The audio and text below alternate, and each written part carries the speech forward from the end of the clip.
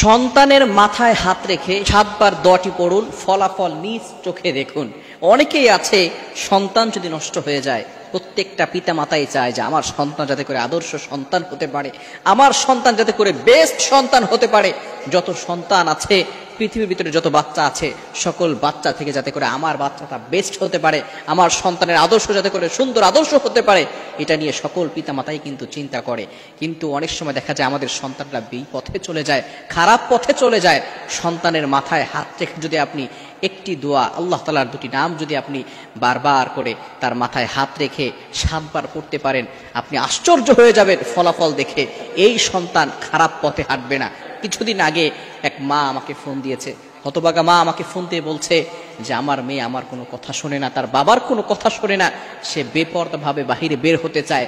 শুধু তাই নয়, সে আমাদের কোনো কথাই শুনতে চায় না। যদি আমরা কোনো কথা বলি তাহলে এই সন্তান দেখা যাচ্ছে পরবর্তী সময় এমনভাবে কিছু কাজ করে, ঘরের ভিতরে ঢুকে দরজা বন্ধ করে দেয় এবং আমাদেরকে ভয় দেখায় যদি আমরা কিছু বলি তাহলে সে দুনিয়া থেকে বিদায় নিয়ে নিবে। এই মা কতটা কষ্টের ভিতরে আছে, সন্তান কথা শোনে না। পিতামাতা চায় সন্তানকে সঠিকভাবে চালাতে, কিন্তু সন্তান কথা শোনে না। যে দোয়াটি বলবো সেই দোয়াটি অবশ্যই অবশ্যই ছোট্টবেলা থেকেই বাচ্চার মাথার উপরে হাত রেখে যদি আমরা 7 বার পড়তে পারি, এই সন্তান আদর্শ সন্তান হবে। কেননা পিতামাতার, প্রত্যেকটা পিতামাতার দায়িত্ব হচ্ছে সন্তানকে সুন্দর শিক্ষা দেওয়া।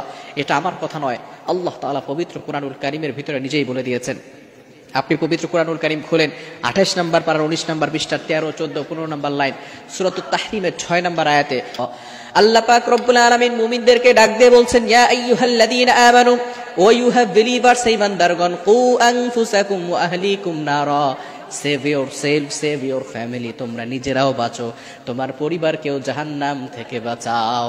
আমাদের সমাজের ভিতরে অনেক মানুষ এমন রয়েছে, নিজেরা খারাপ কাজ করে না, নিজেরা হারাম কাজ করে না, নিজেরা 5 ওয়াক্ত সালাত আদায় করে, কিন্তু কলিজার টুকরা সন্তান হারাম পথে চলে যায়, সেদিকে তারা যেতে চায় না। এজন্য অবশ্যই সন্তানদেরকেও জাহান্নাম থেকে বাঁচাতে হবে, সন্তানদেরকেও সঠিক নিদর্শন দিতে হবে, সঠিক আদব শিক্ষা দিতে হবে, সন্তান যাতে করে ভালো হয়, সঠিক পথে চলতে পারে।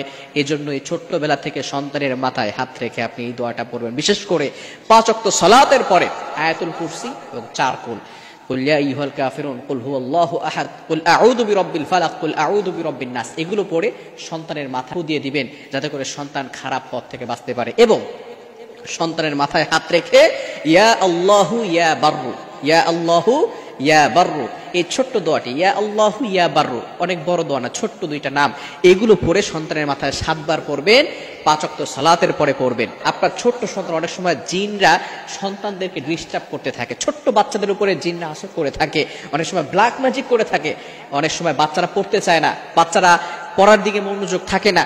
এই বিভিন্ন সমস্যা থেকে বাঁচানোর জন্য আপনার সন্তানকে 5 ওয়াক্ত সালাতের পরে একবার আয়াতুল কুরসি আর 4 কুল এটা পড়বেন এবং সন্তানের মাথায় হাত দিয়ে, হাত সন্তানের মাথায় দিয়ে এরপরে ইয়া আল্লাহু ইয়া বাররু এটা বলে সন্তানকে ফু দিয়ে দিবেন। দেখবেন ইনশাআল্লাহ আল্লাহ তাআলা ওই সন্তানকে সঠিক পথে পরিচালনা করবেন। আল্লাহ তাআলা আমাদের সকল পিতামাতাকে সঠিকভাবে তাদের সন্তানদেরকে এই আদব শিক্ষা দেওয়ার তৌফিক দান।